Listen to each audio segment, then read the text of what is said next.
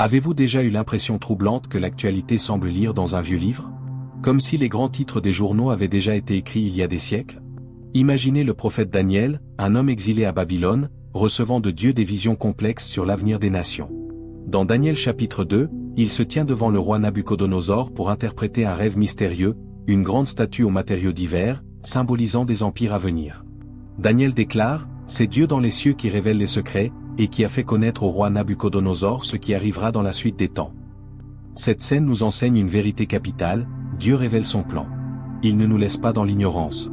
Aujourd'hui, nous observons un monde en pleine mutation, avec des bouleversements géopolitiques, moraux et environnementaux qui semblent directement sortir des pages de la prophétie biblique. Cela doit-il nous inquiéter? Au contraire, cela doit nous remplir d'une espérance inébranlable et d'une urgence sainte. La réalisation des prophéties n'est pas un spectacle à regarder passivement, c'est un appel à nous aligner avec la volonté de Dieu pour nos vies. Dans cette vidéo, nous allons explorer ensemble des prophéties bibliques dont nous voyons les prémices aujourd'hui, non pour spéculer sur des dates, mais pour fortifier notre foi et nous équiper pour marcher avec lucidité et paix dans ces temps. Si votre cœur soupire après la vérité et désire comprendre les signes de notre époque à la lumière divine, vous êtes au bon endroit.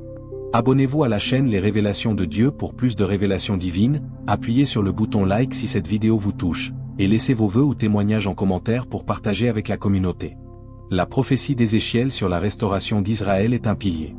Dans Ézéchiel chapitre 36 verset 24, Dieu annonce, « Je vous retirerai d'entre les nations, je vous rassemblerai de tous les pays, et je vous ramènerai dans votre pays. » Pendant près de 2000 ans, le peuple juif fut dispersé, sans patrie. Puis, en 1948, l'État d'Israël fut proclamé, un événement historique sans précédent. Cette prophétie en action nous rappelle la fidélité absolue de Dieu à ses promesses. Pour notre vie quotidienne, cela signifie que nous pouvons avoir une confiance totale dans les paroles de Dieu, même quand tout semble contraire. Dans vos épreuves, quand une situation semble morte et sans espoir, souvenez-vous de la vallée d'ossements desséchés d'Ézéchiel. Votre prière peut se nourrir de cette fidélité. Au lieu de supplier avec angoisse, commencez par louer Dieu pour sa constance dans l'histoire. Votre lecture de la parole devient alors l'étude des promesses de Dieu, vous y ancrant comme dans un roc. Marcher chaque jour avec cette certitude transforme votre attitude. Vous obéissez non par crainte, mais par confiance en un Père qui accomplit ce qu'il a dit. Résistez à la tentation du découragement en méditant sur des accomplissements prophétiques comme celui-ci. Le discours prophétique de Jésus sur le mont des Oliviers, dans Matthieu chapitre 24 verset 7, décrit un monde en convulsion, une nation s'élèvera contre une nation, et un royaume contre un royaume, il y aura, en divers lieux, des famines et des tremblements de terre. Nous vivons dans un siècle marqué par des conflits mondiaux, des tensions internationales permanentes, et une augmentation notable des catastrophes naturelles. Jésus précise que ce n'est que le commencement des douleurs. Ces signes ne sont pas donnés pour générer la peur, mais pour produire en nous une vigilance sainte. Comment alors marcher avec Dieu au milieu de ce tumulte mondial? En ancrant notre paix en lui, qui est souverain sur les nations. Pratiquement, cela implique de ne pas laisser notre cœur être troublé au point de paralysie spirituelle. Limitez votre consommation d'actualités anxiogènes si elles vous volent votre paix. Transformez l'information en intercession, priez pour la paix, pour les dirigeants, pour les victimes. Votre obéissance se manifeste en étant un artisan de paix dans votre cercle, en refusant les polémiques stériles. Cultivez un jardin intérieur de sérénité par la méditation de psaumes comme le psaume 46, Dieu est pour nous un refuge et un appui. L'apôtre Paul, dans sa seconde lettre à Timothée chapitre 3 versets 1 à 5, dresse un portrait saisissant des derniers jours. Sache que, dans les derniers jours, il y aura des temps difficiles. Car les hommes seront égoïstes, amis de l'argent, fanfarons, hautains, aimant le plaisir plus que Dieu. Cette liste est un miroir de notre société marquée par l'individualisme forcené, le matérialisme, l'orgueil et l'hédonisme.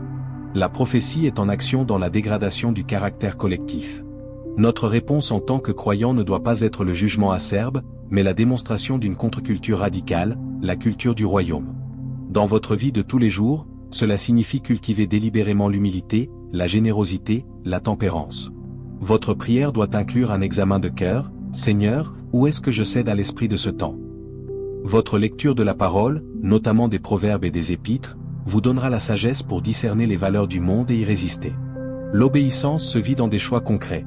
Être content de ce que l'on a, honorer ses engagements, préférer les autres à soi-même. Résister à la tentation de vivre pour le confort et l'approbation sociale est un combat quotidien. Le prophète Daniel reçoit cette parole dans Daniel chapitre 12 verset 4, « Toi, Daniel, tiens secrète ces paroles, et scelle le livre jusqu'au temps de la fin. Beaucoup le liront, et la connaissance augmentera. Cette explosion de la connaissance est un signe caractéristique de notre ère. Le volume d'informations disponibles, les progrès technologiques et scientifiques sont sans précédent. Cette connaissance est ambivalente, elle peut servir le bien ou amplifier le mal. Pour le disciple, marcher avec sagesse dans ce flot d'informations est crucial. Nous devons prioriser la connaissance de Dieu, qui conduit au salut, sur toute connaissance humaine. Dans votre routine, cela signifie discipliner votre consommation médiatique. Accordez plus de temps à l'étude de la Bible qu'à la navigation sur le web. Utilisez la technologie pour diffuser la vérité et non pour vous disperser. Priez pour le discernement, comme Salomon, afin de séparer le précieux du vil. Votre obéissance se voit dans la protection de votre pensée contre les philosophies contraires à l'Évangile. Résistez à la tentation de l'orgueil intellectuel qui méprise la simplicité de la foi. Une foi éclairée et informée est un puissant témoignage. La parabole du figuier donnée par Jésus dans Matthieu chapitre 24 verset 32 est claire, « Instruisez-vous par une comparaison tirée du figuier. Dès que ses branches deviennent tendres et que ses feuilles poussent, vous savez que l'été est proche. » Israël, souvent symbolisé par le figuier dans les Écritures, a refleuri en tant que nation. Cet événement prophétique majeur nous indique que nous vivons dans la saison du retour de Christ. Cela ne doit pas nous mener à une oisiveté mystique, mais à une activité fervente. Marcher avec Dieu dans cette attente, c'est vivre chaque jour avec un sentiment d'urgence sain. Urgence de se réconcilier, de partager l'Évangile, de grandir en maturité. Votre prière quotidienne peut inclure « Seigneur, fais de moi un instrument utile dans ta moisson aujourd'hui ». Votre lecture des Écritures, en particulier des paraboles sur le retour du Maître, vous gardera vigilant. L'obéissance se traduit par une gestion fidèle des talents, du temps et des ressources que Dieu vous confie, comme des serviteurs attendant leur Maître. Résistez à la tentation de la procrastination spirituelle, de repousser à demain la consécration. L'été est proche, vivons en conséquence. Le prophète Joël annonce dans Joël chapitre 2 verset 28, « Après cela, je répandrai mon esprit sur toute chair. Vos fils et vos filles prophétiseront, vos vieillards auront des songes, et vos jeunes gens des visions. » Pierre cite cette prophétie à la Pentecôte. Nous observons aujourd'hui un intérêt immense pour le spirituel, le surnaturel, mais souvent sous des formes désordonnées ou déviées. Le véritable déversement de l'esprit produit une parole inspirée et une vision alignée sur Dieu. Pour nous, marcher dans l'esprit est donc plus nécessaire que jamais. Cela signifie cultiver une sensibilité à sa voix douce dans le secret de votre cœur. Pratiquement, prenez du temps dans le silence pour écouter après avoir prié. Tenez un journal où vous notez les impressions, les versets qui vous reviennent, et confrontez-les toujours à la Bible. Votre prière doit invoquer l'Esprit Saint, « Viens, Esprit de vérité, guide-moi ». Votre obéissance sera de suivre ces directives, même lorsqu'elles semblent illogiques. Résistez à la tentation de tout rationaliser ou de tout contrôler par vos seules forces. Une vie menée par l'Esprit est une vie de puissance et de paix authentique. L'apôtre Paul met en garde dans 2 Thessaloniciens chapitre 2 verset 3 contre l'homme du péché qui s'élèvera, s'opposant à tout ce qu'on appelle Dieu. Sans identifier une personne précise, le principe d'une opposition organisée et ultime à Dieu est clair. Nous voyons aujourd'hui des idéologies qui cherchent activement à éliminer Dieu de l'espace public, à redéfinir la morale selon des critères purement humains. Marcher avec Dieu dans ce climat exige du courage et une identité solidement ancrée en Christ. Vous n'êtes pas d'abord un citoyen d'un pays, mais du ciel. Votre prière doit inclure les autorités, pour qu'elles permettent de vivre paisiblement, 1 Timothée chapitre 2 verset 2. Votre engagement dans la société doit être marqué par la lumière de vos valeurs, sans agressivité. L'obéissance suprême est de rester fidèle à Dieu même si la pression sociale ou légale augmente, suivant l'exemple des apôtres qui disaient « Il faut obéir à Dieu plutôt qu'aux hommes ». Résistez à la tentation de la peur ou de la haine envers ceux qui s'opposent. Votre arme est l'amour, la vérité et une vie irréprochable. Jésus, dans Luc chapitre 17 verset 26, compare les derniers temps aux jours de Noé, les hommes mangeaient, buvaient, se mariaient et mariaient leurs enfants, jusqu'au jour où Noé entra dans l'arche. La caractéristique n'était pas seulement la méchanceté, mais l'indifférence totale à l'avertissement divin au milieu d'une vie normale. C'est peut-être le signe le plus insidieux aujourd'hui, une distraction généralisée, un affairisme qui étouffe toute quête spirituelle sérieuse. Marcher avec Dieu, c'est refuser cette distraction. C'est vivre intentionnellement, en gardant une conscience aiguë de la présence divine dans le banal. Sanctifiez votre quotidien, priez sur votre lieu de travail, louez Dieu dans les tâches ménagères, voyez les rencontres comme des rendez-vous divins. Votre lecture biblique vous aidera à discerner la voix de Dieu au-dessus du bruit ambiant. L'obéissance consiste à faire des pauses pour écouter, à dire non à une activité pour préserver un temps de communion. Résistez à la tentation de l'activisme sans âme. Construisez votre arche de relation avec Dieu alors que tout semble normal. Le psaume 2 versets 1 à 3 décrit les nations en révolte. Pourquoi ce tumulte parmi les nations? Les rois de la terre se soulèvent et les princes se liguent avec eux contre l'Éternel et contre son moi. La rébellion collective contre l'autorité de Dieu et ses principes est un thème prophétique constant. Nous assistons à une montée des gouvernements et des institutions internationales qui légifèrent souvent en contradiction avec la loi morale de Dieu. Dans ce contexte, le croyant est appelé à une loyauté inconditionnelle au roi des rois. Cela se vit par la prière d'intercession pour les nations, en demandant que la volonté de Dieu soit faite. Cela se vit aussi par un engagement civique éclairé par la conscience chrétienne. Votre obéissance se manifeste par le respect des autorités tant que leurs ordres n'entrent pas en conflit direct avec votre foi. Dans ce cas, la désobéissance civile pacifique, comme celle de Daniel refusant de cesser de prier, devient un témoignage. Résistez à la tentation du cynisme ou du retrait complet du monde. Vous êtes le sel, une influence préservatrice. Malachie chapitre 4 verset 5 annonce qu'Élie viendra avant que le jour de l'Éternel arrive, ce jour grand et redoutable. Il ramènera le cœur des pères vers les enfants, et le cœur des enfants vers leurs pères. Jésus a dit que Jean-Baptiste avait accompli ce rôle. Ce signe de la restauration des relations familiales est crucial avant des temps difficiles. Aujourd'hui, la famille est plus que jamais attaquée, déstructurée. Votre marche avec Dieu passe impérativement par votre foyer. C'est votre premier ministère. Concrètement, priez avec votre conjoint, vos enfants. Créez des traditions familiales centrées sur la foi. Cherchez la réconciliation là où il y a des fractures, avec humilité. Votre obéissance à Dieu se mesure à votre amour pour votre famille. Résistez à la tentation de négliger vos proches pour le travail, le ministère ou les loisirs. Une famille unie dans l'amour de Christ est une forteresse et un témoignage puissant dans un monde de solitude. Le livre de l'Apocalypse, au chapitre 13 versets 16 à 17, parle d'un contrôle économique mondial. Elle fit que tous, petits et grands, riches et pauvres, libres et esclaves, reçussent une marque sur leur main droite ou sur leur front, et que personne ne put acheter ni vendre, sans avoir la marque. La numérisation totale de l'économie, la monnaie digitale, la traçabilité absolue créent un cadre technique sans précédent. L'avertissement spirituel est de ne pas mettre notre sécurité ultime dans un système terrestre. Marchez avec Dieu en cultivant la simplicité et la dépendance à lui comme pourvoyeur. Soyez fidèles dans vos finances, évitez la dette, vivez avec contentement, donnez généreusement. Votre prière doit demander la sagesse pour gérer vos biens. Votre obéissance se voit dans la pratique de la dîme, acte de foi reconnaissant sa souveraineté. Résistez à la tentation de l'avidité et de l'accumulation anxieuse. Votre trésor est dans les cieux, où ni la rouille ni les hackers ne peuvent l'atteindre. Le prophète Ésaïe dénonce dans Ésaïe chapitre 5 verset 20 ceux qui appellent le mal bien, et le bien mal, qui changent les ténèbres en lumière, et la lumière en ténèbres. L'inversion des valeurs morales est un signe prophétique majeur en action sous nos yeux. Ce que la Bible appelle péché est souvent célébré comme liberté, et ce qu'elle appelle vertu est tourné en ridicule. Pour le disciple, cela exige un ancrage inébranlable dans la parole immuable de Dieu. Ne vous fiez pas aux tendances sociales pour définir votre boussole morale. Étudiez les commandements de Dieu pour en comprendre l'esprit et la sagesse. Votre prière doit demander un cœur sensible à la sainteté et un courage pour défendre le bien. Votre obéissance sera de vivre selon ses principes, avec douceur et fermeté, même si vous passez pour intolérant. Résistez à la tentation du silence complice par peur du rejet. Parlez avec amour, mais ne taisez pas la vérité. Jésus avertit dans Matthieu chapitre 24 verset 24, « Il s'élèvera de faux Christ et de faux prophètes, ils feront de grands prodiges et des miracles, au point de séduire, s'il était possible, même les élus. » La séduction spirituelle est un risque réel. Nous voyons proliférer des enseignements qui promettent prospérité facile, qui minimisent le péché, ou qui ajoutent des révélations extra-bibliques.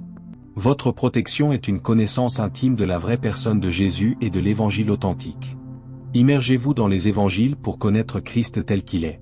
Priez pour un esprit de discernement. Votre obéissance est de vous attacher à une communauté solide où la parole est prêchée fidèlement. Résistez à la tentation de courir après ce qui est spectaculaire ou flatteur. Une foi solide se nourrit du pain quotidien de la parole, pas des friandises spirituelles. L'apôtre Pierre, dans 2 Pierre chapitre 3 verset 3, prévient, « Il viendra, dans les derniers jours, des moqueurs avec leur raillerie, marchant selon leur propre convoitise, et disant, où est la promesse de son avènement? Le scepticisme concernant le retour de Christ et l'accomplissement des prophéties est répandu, même dans certaines églises.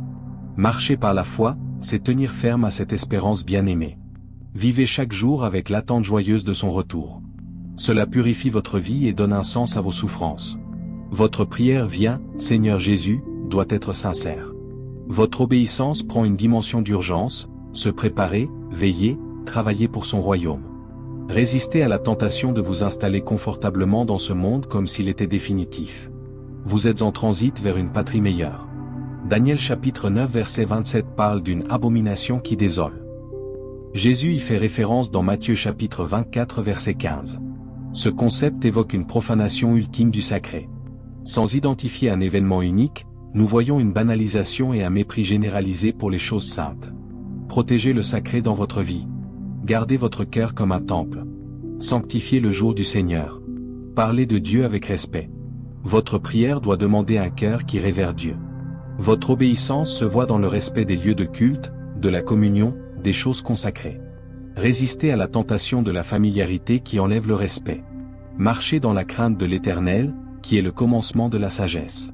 Luc chapitre 21 verset 25 parle de signes dans le soleil, dans la lune et dans les étoiles. La science observe une activité solaire intense, et les phénomènes célestes captent l'attention mondiale. Au-delà de l'aspect astronomique, ce signe nous invite à lever les yeux spirituellement. Ne soyez pas absorbés par les choses de la terre au point d'oublier le ciel. Prenez du temps pour contempler la création et y voir la main du Créateur. Votre prière peut monter plus librement sous un ciel étoilé. Votre obéissance consiste à adorer celui qui a fait les luminaires, et non la création elle-même. Résistez à la tentation d'un matérialisme étriqué qui ne voit que ce qui est tangible.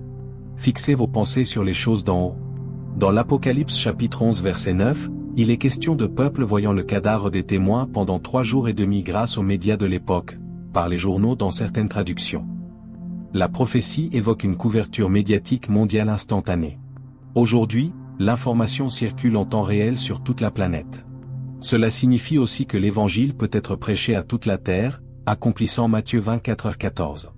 Utilisez les moyens à votre disposition pour partager l'espérance avec sagesse. Votre marche avec Dieu inclut une responsabilité dans votre usage des réseaux. Soyez porteur de lumière dans le numérique.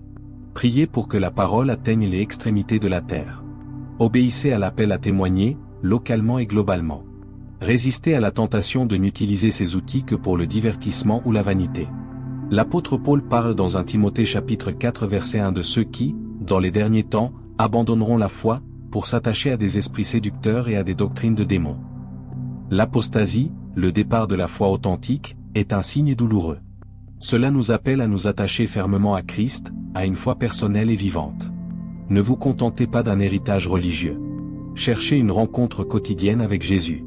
Votre prière doit être « Seigneur, augmente ma foi ». Votre lecture de la parole doit nourrir une relation, pas seulement alimenter un savoir. L'obéissance est de persévérer, même si d'autres s'éloignent. Résistez à la tentation du compromis doctrinal pour être à la mode. Tenez bon, ancré dans l'amour et la vérité. Enfin, toutes les prophéties convergent vers l'espérance suprême, le retour de Jésus-Christ. Apocalypse chapitre 1 verset 7 l'annonce, « Voici, il vient avec les nuées. Et tout œil le verra. » C'est le point focal. Tous les signes pointent vers ce jour glorieux. Marcher avec Dieu aujourd'hui, c'est vivre à la lumière de cette certitude. Cela transforme chaque journée en une anticipation joyeuse. Votre prière devient que ton règne vienne. Votre lecture de l'Apocalypse vous remplit d'espérance, non de crainte. Votre obéissance ultime est de veiller et de vous préparer, comme une épouse qui attend son époux. Résistez à la tentation de l'oubli et de l'endormissement. Restez dans l'amour, les yeux fixés sur la couronne de justice qui est promise. Quel voyage à travers les Écritures nous venons de faire. Nous avons vu que la Bible n'est pas un livre du passé, mais une parole vivante qui éclaire notre présent et notre avenir. Les prophéties ne sont pas de vagues spéculations, ce sont des balises divines plantées dans le cours de l'histoire, et nous voyons aujourd'hui beaucoup de ces balises s'allumer autour de nous. La restauration d'Israël, l'état du monde, la moralité, la technologie, tout cela nous parle et nous dit une chose essentielle. Dieu est aux commandes. Son plan s'accomplit avec une précision souveraine. Mais le but de tout cela n'est pas de nous faire peur, mais de nous réveiller. De nous appeler à une foi plus authentique, à un amour plus fervent, à une espérance plus vive. Nous ne sommes pas des spectateurs impuissants, nous sommes des acteurs conscients, appelés à briller comme des flambeaux dans la nuit, à vivre avec intention et paix au milieu du tumulte, les cieux fixés sur la promesse du retour de notre roi. Alors, ne laissez pas ces informations vous accabler. Laissez-les vous équiper, vous raffermir, vous motiver à vivre pleinement pour celui qui a tout accompli. Maintenant, permettez-moi de prier pour vous, chers amis, qui m'écoutez. Prière. Père éternel, Dieu de toute grâce et de toute vérité. Nous nous tenons devant toi avec humilité et reconnaissance. Merci pour ta parole, fidèle et certaine, qui nous guide comme une lampe. Nous te présentons chaque frère et chaque sœur connectés à cette chaîne. Dans un monde où tant de choses sont incertaines, donne-leur l'assurance inébranlable qui vient de toi. Bénis leur vie, leur famille, leur travail. Fortifie leur foi pour qu'elle résiste à tous les vents de doctrine et aux doutes. Donne-leur un cœur sage pour discerner les temps, et un cœur paisible pour te faire confidence en toutes circonstances. Remplis leur maison de ta présence, leur bouche de ta louange, et leurs mains d'œuvre bonnes préparées d'avance pour eux. Qu'ils soient des porteurs de ta lumière, des artisans de paix, des témoins de ton amour. Prépare-nous tous, Seigneur, à t'accueillir avec joie quand tu reviendras. Que notre vie, aujourd'hui, chante déjà ta gloire. Nous te le demandons au nom puissant et précieux de Jésus-Christ, notre Sauveur et notre espérance. Amen. Si cette immersion dans les prophéties en action a fortifié votre cœur, abonnez-vous si ce n'est pas déjà fait pour continuer à grandir avec nous dans les révélations de Dieu. Like cette vidéo pour m'encourager et permettre à ce message d'atteindre plus de personnes en quête de vérité. Partagez-la avec vos proches, sur vos réseaux, car cette espérance est trop belle pour être gardée pour soi. Et surtout, laissez un commentaire avec vos vœux, vos questions ou vos témoignages pour que nous grandissions ensemble dans la foi, en communauté. Restez vigilants, restez dans la foi, et souvenez-vous, notre rédemption approche. Que Dieu vous bénisse richement jusqu'à notre prochaine rencontre. Shalom.